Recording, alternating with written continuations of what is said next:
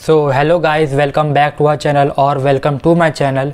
तो इस video series में हम लोग पढ़ रहे हैं फार्मास्यूटिकल ऑर्गेनिक केमिस्ट्री के बारे में। और आज हम लोग अपनी सी मॉड्यूल इसी एक ही वीडियो में कवर कर लेंगे। वो है substituent, effect of substituent. Means इस लाइन का पूरा का मतलब है कि अगर हम लोग बेंजीन पे कोई सब्स्टिट्यूएंट लगा देंगे तो उसका क्या असर पड़ेगा। तो मैंने इसका जो इंट्रोडक्शन है वो पुरानी वीडियो में दे दिया था, तो आप उसको प्लीज़ देख लीजिए और फिर ये वीडियो आप आके दोबारा देखिए, क्योंकि अगर आपको वो वीडियो समझ में नहीं आई होगी तो आपको शायद ये वाली वीडियो भी शायद समझ में ना आए। तो फिर बिना किसी टाइम पास के वो शुरू हो जाते हैं। तो आप देखिए गाइस, ये हमारी बेंजीन है। अब ये हमारी इस बेंजीन में कुछ भी नहीं जुड़ा है, यहाँ पे कुछ भी नहीं जुड़ा, ये सिर्फ प्योर बेंजीन है। और एक हमारे पास ये दूसरी बेंजीन है। ये बेंजीन इस बेंजीन से अलग इस तरह है कि यहाँ पे एक X ग्रुप जुड़ा हुआ है। अब ये बेंजीन प्योर बेंजीन नहीं है, ये क्लोरो बेंजीन हो सकती है, मुझे नहीं पता ये कौन सा ग्रुप है, लेकिन कोई है ग्रुप, है ना। तो इसकी रिएक्शन अलग तरीके से होगी, इसकी रिएक्शन अलग तरीके से होगी। क्यों अलग तरीके से होगी? क्योंकि इसमें एक सब्स्टिट्यूएंट ऐड हो गया है और इसमें कोई सब्स्टिट्यूएंट नहीं है। तो इसी बात को हमें पढ़ना है कि कौन कौन से सब्स्टिट्यूएंट होते हैं और किस तरह से वो बेंजीन की रिएक्शन को अफेक्ट करते हैं। तो सबसे गाइस, जो हमारे साइंटिस्ट ने उन्होंने इस दो मेन पार्टिकल्स, दो मेन क्लासिफिकेशंस में इसमें डिवाइड किया है। एक है एक्टिवेशन, एक होती है एक्टिवेटिंग और दूसरी होती है डीएक्टिवेटिंग।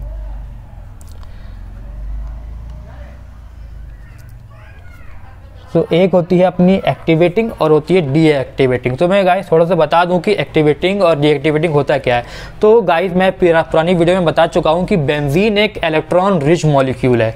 मीन्स इसके पास इलेक्ट्रॉन्स की भर भर के इसके पास इलेक्ट्रॉन्स है, और बेंजीन हमेशा इलेक्ट्रॉन रिच होने के कारण ये अपने जो इलेक्ट्रॉन्स है वो किसी इलेक्ट्रोफाइल को देना चाहता है। बेंजीन जब इसके पास ज़्यादा इलेक्ट्रॉन है तो इसकी टेंडेंसी क्या होगी कि ये इलेक्ट्रॉन्स दे, ना कि ले। कोई भी अगर इलेक्ट्रोफाइल होगा जो इलेक्ट्रॉन लेना चाहता होगा वो इसको तुरंत अपने इलेक्ट्रॉन्स दे देगा, क्योंकि ये इलेक्ट्रॉन में बहुत रिच है।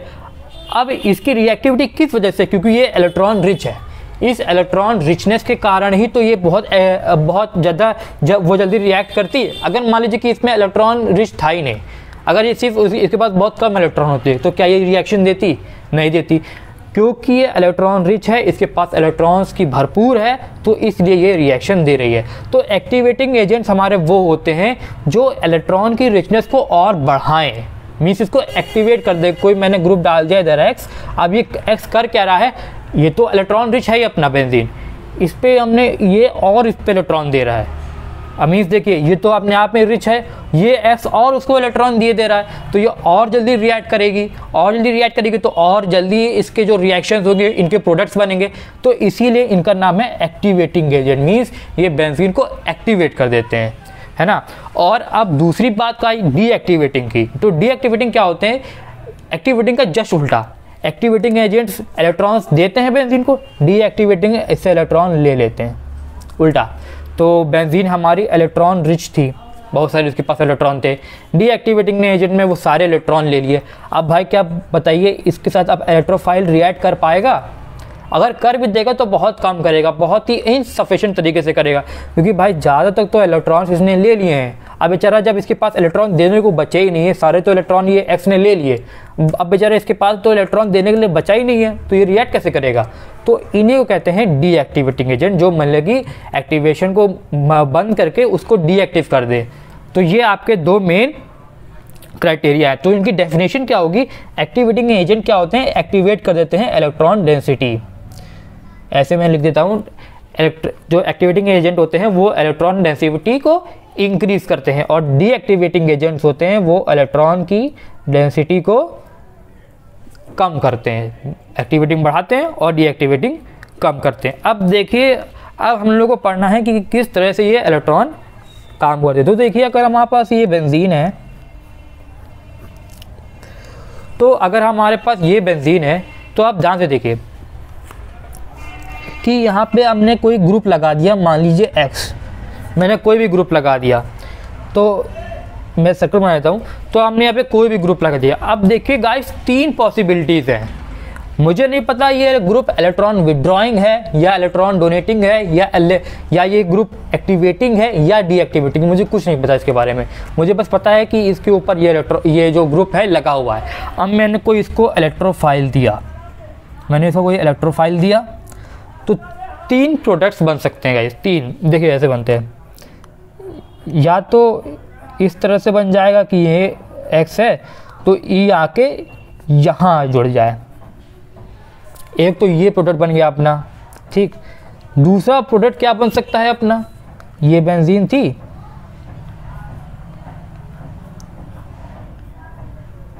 तो यहाँ पे X था, तो दूसरा प्रोडक्ट बन सकता है कि ये E यहाँ ना छोड़ के यहाँ आ जाए, यहाँ आ सकता है। और एक और तीसरा प्रोडक्ट पॉसिबल है ये वाला, जहाँ पे ये अब यहाँ ना आके यहाँ आ जाए। तो गाइस हमारे पास ये 3 पॉसिबिलिटीज़ हैं। अगर आप लोग ध्यान से देखिए तो ये वाला और ये वाला स्ट्रक्चर सेम ही है। मीन्स मैं बस ज़रा से इसको फ्लिप कर दूँ, तो यही स्ट्रक्चर बन जाएगा और ये बन जाएगा ये। तो हम लोग बताते हैं कि ऑर्थो मेटा क्या होता है। तो बेंजीन में जब कोई ग्रुप लगाए तो ये वाली पोजीशन होती है ऑर्थो, ये वाली पोजीशन होती है मेटा और ये वाली पोजीशन होती है पैरा। तो अब हम लोग को ऑर्थो मेटा पैरा अगर कोई यहाँ पे ग्रुप लगाए तो वो तो या तो वो ऑर्थो में आ सकता है, या तो वो मेटा में आ सकता है, या तो वो पैरा में आ सकता है। तो अब हम लोग को उसी के बारे में पढ़ना है कि कौन कौन से ग्रुप होते हैं जिसमें ऑर्थो में आएगा, पैरा में आएगा या मेटा में आएगा। तो एक और क्लासिफिकेशन है ortho para direct ring. Ortho para directing, तो ऑर्थो पैरा डायरेक्टिंग ग्रुप में होता क्या है, जो हमारा सब्स्टिट्यूएंट है वो ऑर्थो या मेटा पोजीशन पे आएगा।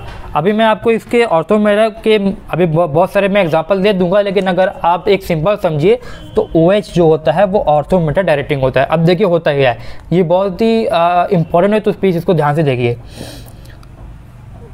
तो अगर ये बेंजीन है, अगर मैंने इस पर OH लगा दिया है ना, अब अगर मैंने इस पर कोई भी इलेक्ट्रोफाइल, वो Cl ले लेते हैं या ब्रोमीन ले लेते हैं, कोई भी मैंने इलेक्ट्रोफाइल लिया, अगर इसमें OH जुड़ा है तो ये ब्रोमीन या तो यहाँ आएगा, या तो यहाँ आएगा, या तो यहाँ आएगा, या तो वो ऑर्थो पोजीशन मीन्स ये, या तो वो पैरा पोजीशन पे आएगा। इन्हीं तीनों लोकेशन में वो आएगा।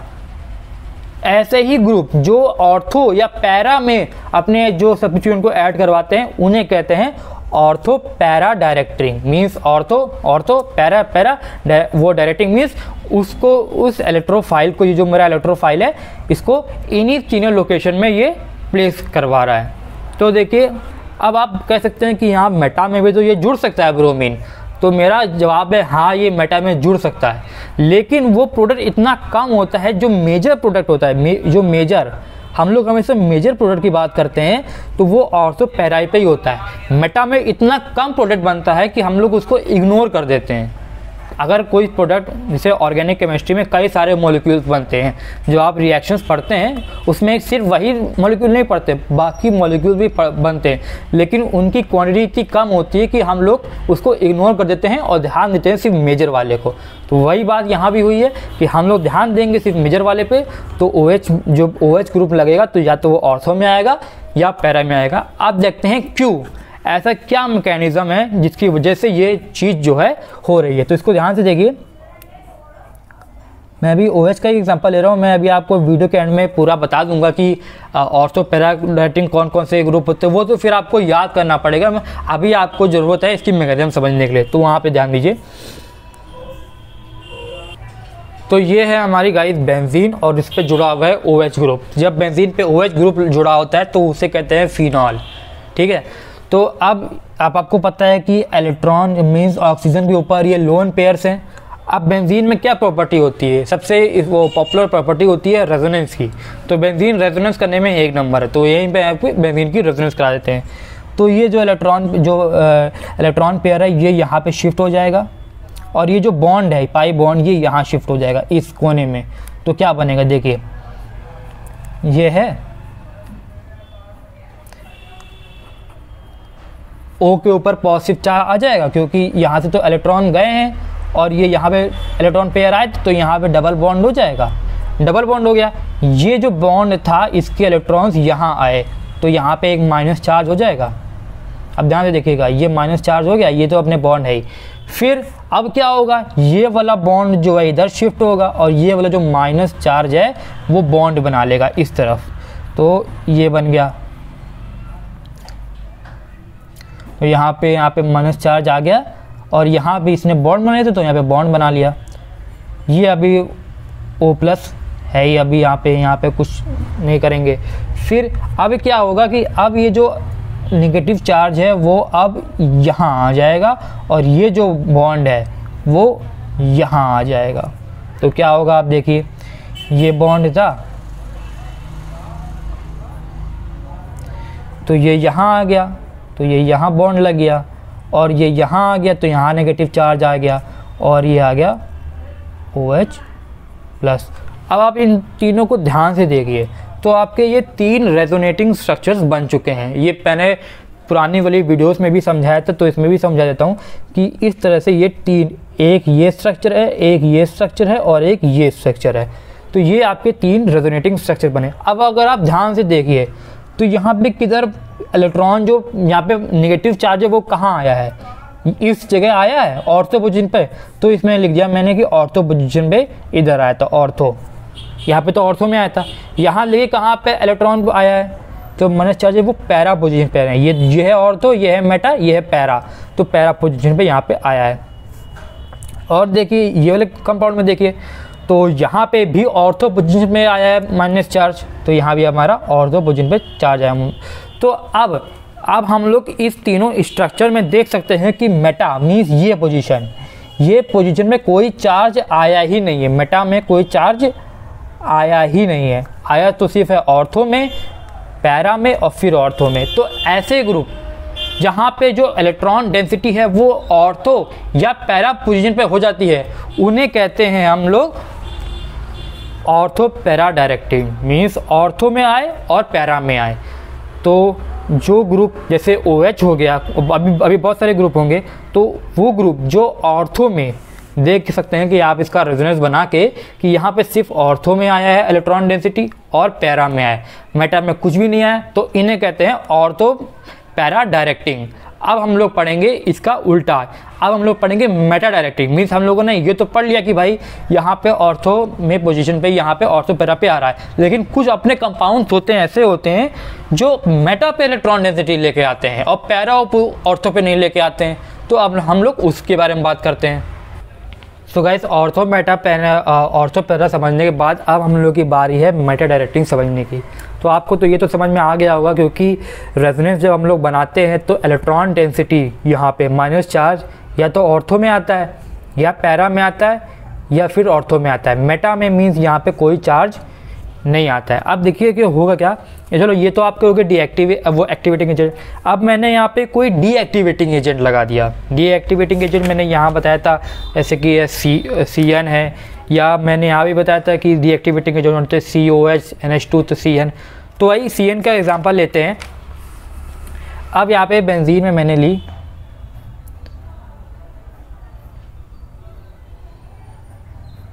अभी मैंने अगर यहाँ पे CN लगा दिया तो ये क्या है, डीएक्टिवेटिंग एजेंट है। तो CN करेगा क्या, CN करेगा कि ये इससे इलेक्ट्रॉन ले लेगा, मीन्स इसमें जो इलेक्ट्रॉन डेंसिटी थी CN इससे इलेक्ट्रॉन और ले लेगा। जब भाई इसके पास इलेक्ट्रॉन इसने CN ने सब ले लिए, बेंजीन के सारे इलेक्ट्रॉन CN ने ले लिए, अब बेंजीन के पास इलेक्ट्रॉन बचे कहाँ हैं कि वो इलेक्ट्रोफाइल को दे पाए, इलेक्ट्रोफाइल को कैसे देगा। तो अब ये इलेक्ट्रोफाइल को इलेक्ट्रॉन नहीं दे पा रहा है तो मीन्स इसमें रेजोनेंस भी नहीं होगा। तो मीन्स इसका ये है, तो मीन्स इसका है कि जो हमारी इलेक्ट्रॉन डेंसिटी थी, अब मैंने बोला कि मेटा डायरेक्टिंग है, और हम लोग इसको और डीप में जाएंगे तो हम लोग समझेंगे कि मेटा डायरेक्टिंग ग्रुप होते हैं वो डीएक्टिवेटिंग होते हैं। डीएक्टिवेटिंग मतलब CN, डीएक्टिवेट मतलब वो इलेक्ट्रॉन डेंसिटी कम कर देंगे। जब वो इलेक्ट्रॉन डेंसिटी, अब मैंने कहा कि जो मेटा, एक बात समझ लीजिए, मेटा और डीएक्टिवेटिंग एक ही होते हैं। मेटा और डीएक्टिवेटिंग। जो भी मेटा ग्रुप होते हैं वो एक्टिवेटिंग होते हैं, जो भी मेटा ग्रुप होते हैं वो डीएक्टिवेटिंग भी होते हैं, और जो ऑर्थो पैरा होते हैं वो एक्टिवेटिंग होते हैं। तो अब होगा क्या कि जो CN है वो यहाँ पे मीन्स यहाँ और यहाँ इलेक्ट्रॉन डेंसिटी को कम कर देंगे, बहुत ही कम कर देंगे।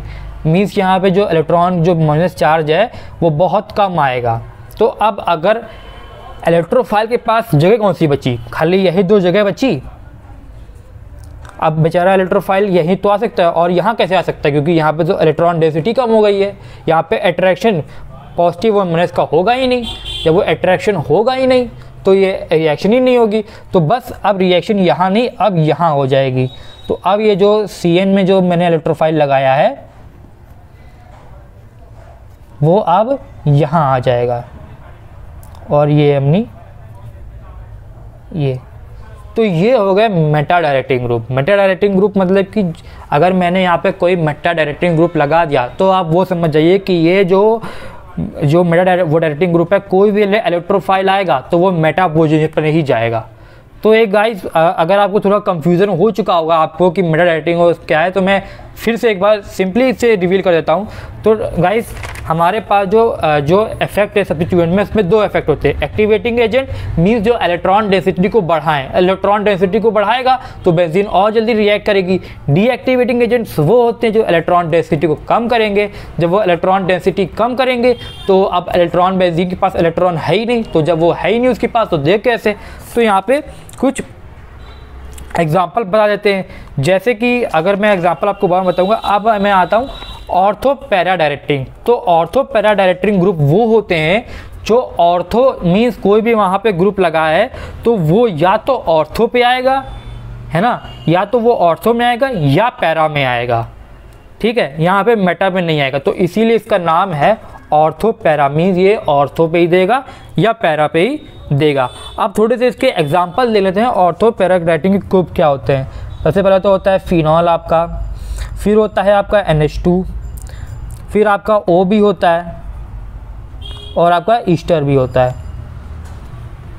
तो ये हो गए आपके वो ऑर्थो पैरा डायरेक्टिंग ग्रुप।